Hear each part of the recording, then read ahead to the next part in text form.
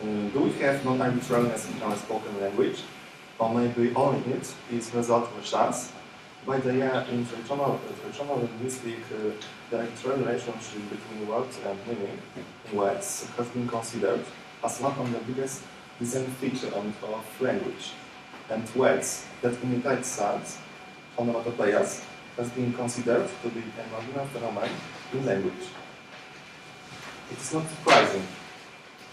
For the average user of a language, which is not an expert on the origin of language, symbolic association between words and meaning are not visible at first sight. The only evidence for the average man may be a special grammatically defined class of symbolic words in some language. In these classes, the relationship between word and meaning are easily perceptible to native speakers, or sometimes even for people who don't speak that language. In that, I thought for most languages, the mapping between word and meaning makes them arbitrary. In fact, words based on some symbolism take up far more part than one would expect. Some symbolism. What is that? Jacobson describes some symbolism as the partial representation of the sense of word by its sound. Some symbolic words, those that have an inherent connection between sound and meaning. Some symbolism like a form of equality. Parnis and Vitioko define equality as a resemblance between properties of a linguistic form and the sensory-motor or effective properties of reference. At last, some types of sound symbolism show clear resemblance between properties of speech sounds and properties of their reference. Some symbolism may arise from the sense of similarity between speech sounds and other types of information through naturally occurring cross-modal mapping. Now, suppletive evidence confirming that some symbolism exists. As we mentioned at the beginning, the first evidence is that many languages have a grammatically defined class of sound symbolic words, in which the iconic relation between sounds and meaning is apparently felt. The next evidence. Sound symbolism also exists in conventionalized words. We can note sound symbolism in words are not considered as specialized sound symbolic words. We also analyzed two Polish birds. On the left side we have balfinch. In Polish means gill, and on the right side we have hawk. In Polish jastrząb. We can note that bullfinch is round and hawk is sharp. This Polish word gill includes soft and nasal forms, which connote roundness and softness features. Jastrząb has hard consonant like ż, s, t, good for sharp side. Next evidence. Systematic sound symbolism in language like English without a special class of sound symbolic words. In words which have very similar meanings, some parts of this word have the same sounds. Light, glita, gla. These phones, gl, point that these words have similar meaning. Sound shape symbolism. We can see some shape symbolic correspondence. Image Pinta shows what Komla noted in his study. Certain sound shape correspondence were judged to be a good match when novel words maluma and tekete are presented as labels for a rounded versus a spiky object. Speakers of different languages judged that maluma to be more appropriate for the rounded object and tekete for the spiky object. Next evidence. Sound size symbolism. Also, we note that some words fit better to small object and other for example, in German words, gross and klein, we can see some shape, some sound, symbolism. That gross is better for big object and klein is better for small object. Sapy in my Peter note that mil is judged to be more appropriate for the small object and mal for the large object. Subtle sound symbolism, which people would not consciously detect. Image Kita presents Mongan observations. Mongan demonstrated that sound meaning mappings in the English lexicon are more systematic than would be expected by chance. That is subtle sound symbolism which people do not consciously detect when exist throughout the conventional lexicon. Now we'll show how sound symbolism helps in language acquisition. In every situation, children receive visual information that is very rich and unsegmented. They don't know what is referent of word which they hear. Sound symbolism helps them to make associations between word and meaning and let child the invariance and learn what is referent of a novel name. Learners argue that sound symbolism helps children learn the meaning of words at different stages of early lexical development. In particular, especially the sound symbolism due to a biological endowed ability to map and integrate multimodal input. Young children are sensitive to a wider range of possible sound symbolic correspondences than adults, but this sensitivity gets formed and reorganized as they learn more words in their native language. Sound symbolism scaffold acquisition of word meaning. Establishing word-referent associations. In study, 14-month-old Japanese-speaking infants were presented word shape first, kibi for spiky shape and mama for round shape, introversion, match and mismatch. Infants look at the shape that had been associated with the word during habituation faster and longer in the sound symbolically matching condition than in the mismatch condition. Helping children find the invariance of generalization. For children to be able to use a word in new situations, they need to extract the invariance across reference. For example, to create a word meaning representation, this is extremely difficult to achieve from a single or limited number of exposures, because what the child sees is very rich and contains a great deal of information that is not part of the meaning of the word. This problem is particularly serious for verb learning as compared with noun learning. Unlike objects, actions are ephemeral and individuate, so it is not obvious when the action refers to by a given word starts and when it ends. Being able to use the verb in different situations, children further need to understand which specific aspect of the action is invariant for the verb and which aspects can vary across different situations in which the verb is used. To summarize, regardless of the language they were acquiring, sound symbolism help the children to find the relevant invariance in the scene of the verbs. Sound symbolism is more available for infants and young children than adults. There are many studies with children in different stages of age, e.g. studies with new words. The research has shown that sound symbolism takes part in language development process, especially in early stages of development. Cross-linguistically recognized sound symbolism may have an especially natural correspondence between sounds and meanings, so that is why people are most sensitive to sound symbolism in infant period. Another evidence is that sound symbolism is universal to certain moment. After that, sound symbolism is specialized to the first language. For children, it's universal and later specialized within the language in which to raise. Some aspects of sound symbolism are universal, while others are language-specific. Children are sensitive to universal sound symbolism and react to sound symbolic words from different languages. Adults have few of these capabilities universal. In any case, result of studies with children in different ages implies that language-specific sound symbolism exists and that is cross-linguistically shared.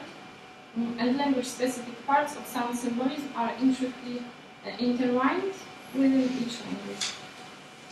Brain working during processing sound symbolic associations between words and meaning. Owing to deep, dense connectivity across different sensory brain regions, infants may spontaneously map perceptual experiences across different modalities onto speech sounds. Human infants can already map information in different modalities in the same way as adults. For example, they can map size and numerosity or acoustic properties of speech and non-sounds onto properties of visually presented objects. In a different study, when adult participants were presented with real words and non-words in isolation, real words elicited strong EEG coherence in B-band in the left hemisphere in comparison to the resting state, but non-words did not do so. Stronger interregional communication in the left hemisphere may indicate that the sound shape pairings were processed in the language processing network in the left hemisphere in 11-month-old infants. Taken together, the results from ERP and face synchronization analysis suggest that 11-month-old could clearly detect cochlear shape sound symbolism, and further suggest that sound symbolic associations foster multisensory integration and semantic processing. Sound symbolism in speech directed to child. Another evidence in support of the importance of sound symbolism is symbolic speech sound in the direction of the children uttered by their caregivers. Caregivers often use sound symbolic words taught to young children in a way that is appropriate for the children's language comprehension ability, appropriate for their understanding. Fernand and Morikawa, their studies showed that Japanese mothers used some symbolic words, such as onomatopoeia, mimetics, frequently when talking to young Japanese infants. Less frequently they used them turning to slightly older children, and most rarely speaking to adults. In this case, they used only conventional words. The caretakers also adjusted the way they used the mimetics according to their children's comprehension ability. Previous studies demonstrated that parents use various devices to help children connect the word and the referent. They often point to the object. Moreover, children tend to learn the name better when the referent object was pointed at in the past, but it may not necessarily help them use the word in a different context. Sound symbolism, in contrast, can directly link the word form and the word meaning, and thus it can help children extract invariance of the word meaning, which is crucial for using the word in new situations. Sound symbolism is important for the evolution of language. Researchers have often discussed the possibility that the process of language development in modern-day children mirrors how language was started by our distant ancestors and evolved through history.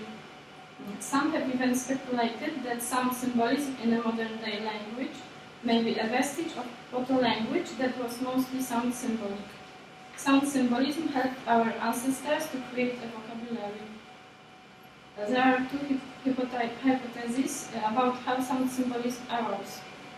The first one, the motor system played a key role. It has been argued that a critical foundation for language evolution was humans' ability to mimic the external world. In the course of evolution, sound symbolism may have arisen as mimicking of events and object properties in the external world with movements of lips and the tongue. In the second one, transmodal matching is the key to sound symbolism. Cross-modal mapping between audition and other modalities is the key to sound symbolism. These accounts of sound symbolism don't have to be mutually exclusive. They could be thought of reflecting different forms of iconicity.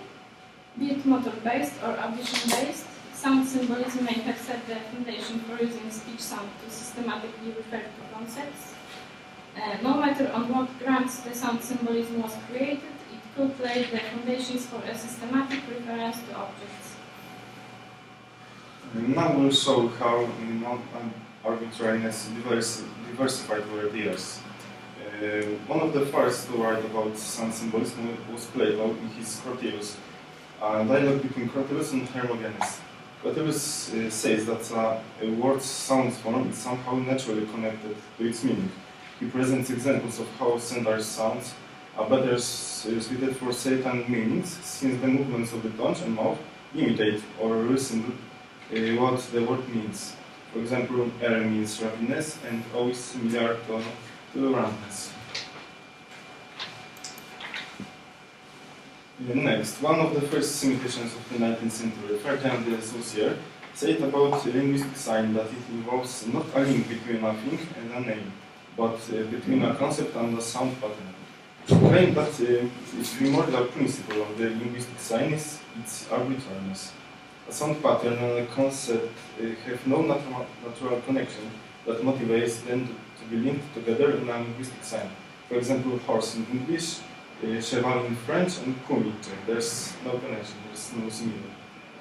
Because the sign is arbitrary, it follows no law other than that of tradition, and because it is based on tradition, it is arbitrary. But thus cultural transmission necessarily imply arbitrariness. So it's here on onomatopoeia. Such words are never organic elements of a linguistic system. Moreover, there are far fewer than is generally believed. Another genius semiotician, Charles Sanders Peirce, divided signs into three so-called ideal types.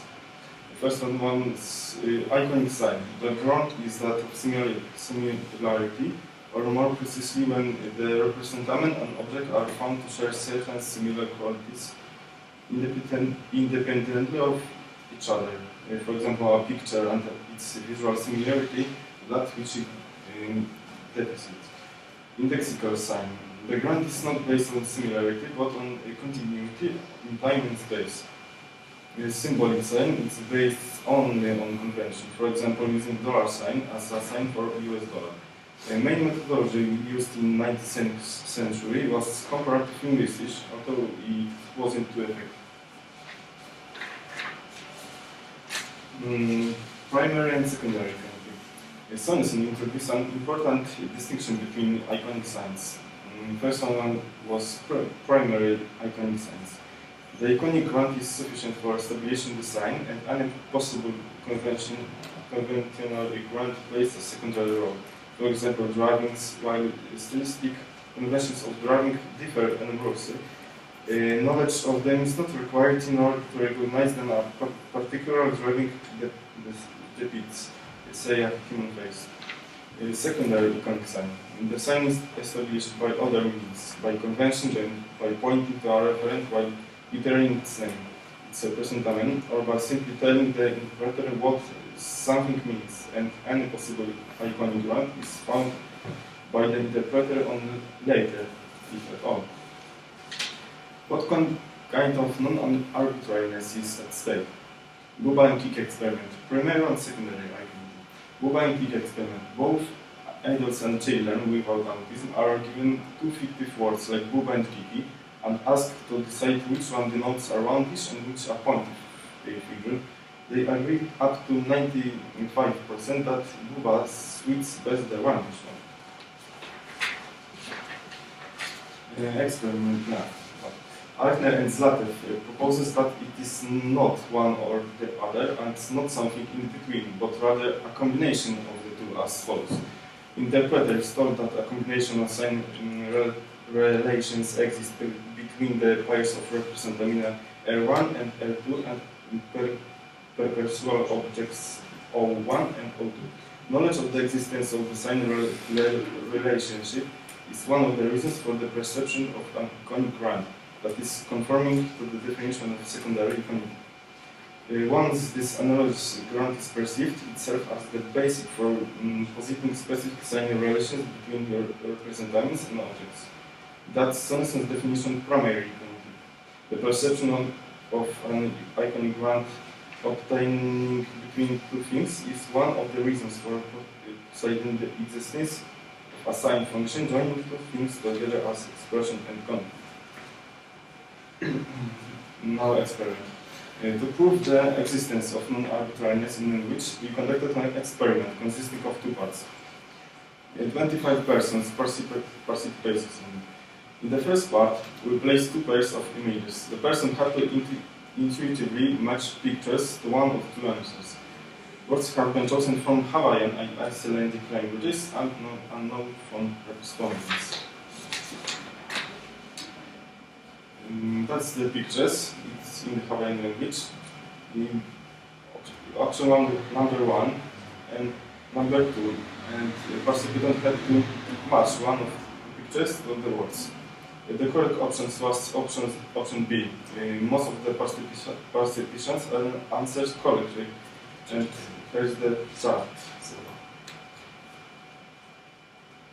And the word was ino, it means a rage, and the alea was a child.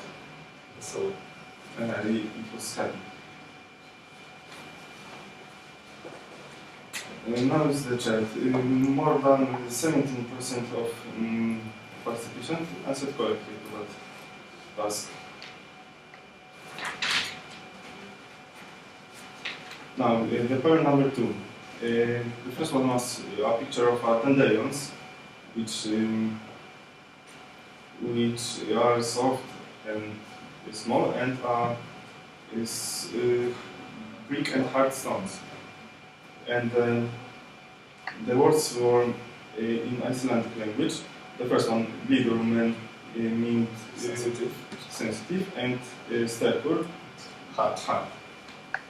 The correct option was option E. As before, most of the participants answered correctly. And here's the chart. It was more than 19%. The next section, we presented 4 images. Every image with 4 options to choose. The images show respectively star shape, ball shape, picture of mountains, and a picture of mouse. Option contains 4 words in Finnish language, one with correct meaning, and the rest with meaning as most opposite or correct as possible. Every image except the first one were guessed correctly by participants. And there is the star shape.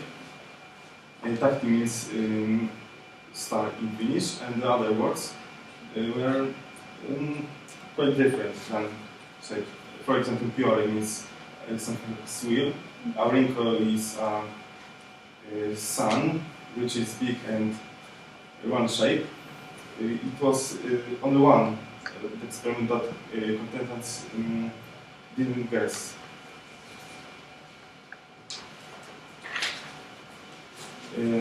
Next image was image of a ball. It's palo in Finnish, and more than 90% were guessed correctly. It was palo, which is ball in Finnish, and other words as previously means something different, like reitsi, which is knife, and other words. Image number 3, it shows mountains, and again, participants answered correctly to that task. It was almost half of them guessed that word means mountains in Finnish. And the last image, number 4, it shows a mouse, which is here in Finnish. And again, most of them, almost 16%, guessed correctly that here means something small, like mouse.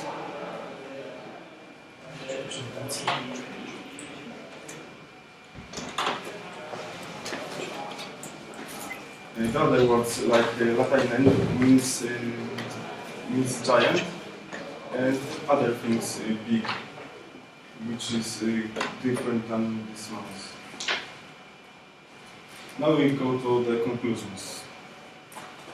Non-arbitrariness in spoken language is more important than was originally believed. Some symbolic relation between words and meaning exists not only in grammatically defined special class of symbolic words, but also in conventionalized words, which people didn't consciously detect. Some symbolism plays an important role in children's lexical development. It bootstrap these processes. It had to find associations between word and referent, and detect the invariance in situation observed by children, so it is important to learn the verbs. Thus, iconicity plays a core role for phylogenesis and ontogenesis of language. Thank you.